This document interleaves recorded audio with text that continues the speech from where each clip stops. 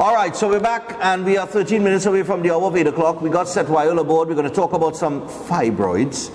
And we have him via Zoom. I'm going to bring him in and let's see what we could find out today on this topic. So let me say good morning to Seth. Hey, Seth, what's going on? Morning, man. Good morning to all of our viewers. I had it good there just now. Something you touched. It was good there just now when you touched it, but we're going now. Yeah, go ahead, Seth, talk. All right, so I hope you're all having a good morning. Wait, I'm not hearing him the now. topic this morning is fibroids. Something you touched just now. Yeah, yes, Seth. All right, so fibroids is the topic this morning. Right. Of course, you know the usual, I would share my screen. Right. Let's have a look. Nice one. So, uterine fibroids. All right. We have a little image across here. Mm-hmm. So we're seeing what fibroids is. Of course, you know when you go into the meaning of the word fibroids, the etymology of the word, it means fiber-like. So that's when you have around the uterus, in the uterus, fiber-like tissue that's growing. So there are different locations that fibroids can grow. All right. You have the fundal, subserosal, right, pedunculated, submucosal, intramural, you have subserosal, and you have cervical. All right. So that all, where the name that is given all depends on which part it is forming. All right. Most people have multiple fibroids. Right. Many people don't just have one; they usually have a couple of them. All right. Most people would go through their lives and may not feel any pain or discomfort from them. Okay. But some signs, as it says here on the side, you're seeing some of the symptoms. Frequent urination. Now that frequent urination is caused when the fibroids press against the bladder. In fact, let me just show a side image. Let me show a side image here. And let me pull out my little device here to map. So what we were looking at here was this structure. Right. The previous image, this is the structure we were looking at here from a front view. Now this is it from a side view. Now if you have fibroids going, let's say you have it going on the cervix here, or any other part here where it is pressing against the bladder, because this here is the bladder. Okay. Right? It would put pressure in the bladder, and that can cause frequent urination because pressure is building up in the bladder. All right? You could also have fibroids growing to the back area here, and that could cause pressure on the rectum, because this is the rectum that we are seeing here. This whole area here, right, that's the rectum. So that could put pressure there and cause constipation, because if a fibroid is growing here, it's going to cause the rectum to have an indentation inwards, and that can, of course, restrict movement when you have to defecate. All right? Now, this is fiber-like tissue. Now, just to describe the fiber-like tissue, think about ligaments that holds bone to muscle. All right? So that there is the same type of tissue that is developing that causes fibroids. When it's like muscle tissue that becomes more fibrous and loses flexibility and grows into a ball. All right? Now that can get pretty large. All right? Especially on the what we call the fundal fibroids that would grow on the top of the uterus here. That can get pretty large and push against the pelvis, right? And that can cause some pressure in the pelvic area or pain. So as we go back to the other image here, that would be this one here. And right, that can cause pelvic pressure or pain, right? Based on where it's located and the size of it, you can get backaches and leg pains. And of course, every menstrual bleeding, menstrual periods lasting more than 7 days. And of course, we spoke about the constipation and frequent urination. All right. Now, let me close the screen a little bit.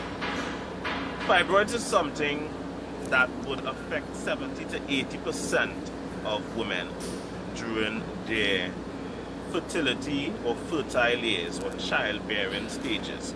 All right. Usually, when they hit the stage of menopause. That's how I said. Hold on, I just, yeah. Repeat that last part for me. Yeah, usually when they hit the stage of menopause, right? Because the body now is producing as much estrogen, but it's still going out. You cutting? Hold on. Yeah. Yeah. No. I lost him. Yes, sir. Go ahead. Yeah. So usually when you hit that or start early stages of menopause, because of the lower production of estrogen, right, you would get a reduction or shrinkage of the fibroid. So usually after the age of 50 or so, it wouldn't bother you in most cases. All right.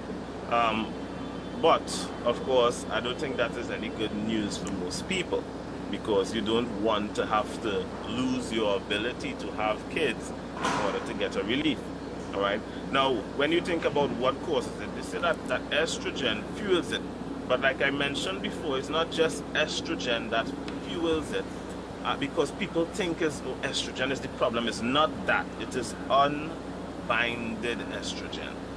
Unbinded estrogen. Unbinded estrogen. It comes back again. Yeah. So it comes back again to sex hormone binding globulin, that hormone that is produced by the body that binds free estrogen. All right. Now the reality is, most people need to change that. Let me not say that.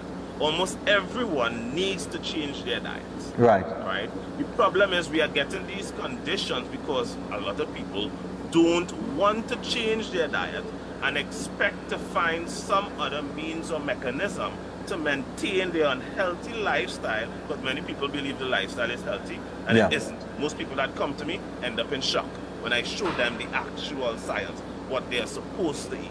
Right. So they end up in shock. All right. And when they see it, many have decided, you know what, I'm going to continue my lifestyle. I'll deal with the health issue however it comes. That's the mindset of some people, because accountability and responsibility are things that we avoid. Yeah. Right? We avoid that because it is easier to blame something or someone else for such. 10% of people with fibroids, their fibroids will naturally shrink up.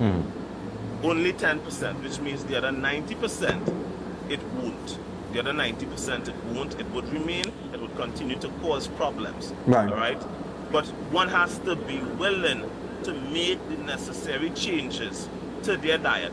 Being healthier could never be a downset or a setback in your life. Right. Being healthier, that could never be a setback.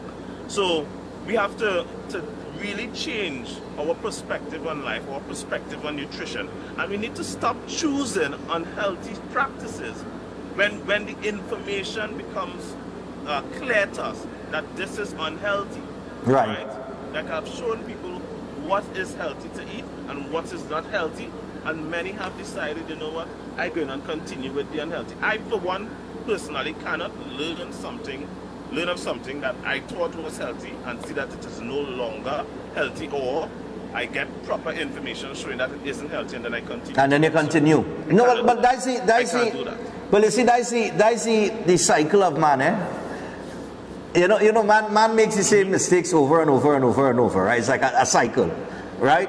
And even when the information comes to them that, listen, this is how this is what it is now, or this is what has been proven now, because you've been trained for so many years, you know what I mean, and you've learned things one way, it's very hard to make the adjustment. Sometimes not just the adjustment, it's very hard to even believe what you're being told in the law. Solid facts. Yeah. Like what I show people when they come to me, and you know, all those that book their consultation.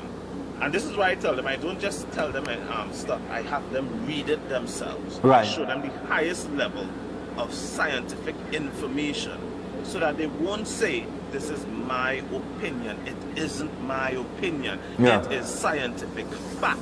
Not a hypothesis, not a scientific theory, not an opinion or medical opinion. I show them pure facts. Right. Truth is absolute regardless of what your personal belief is. Yeah. Truth is still absolute.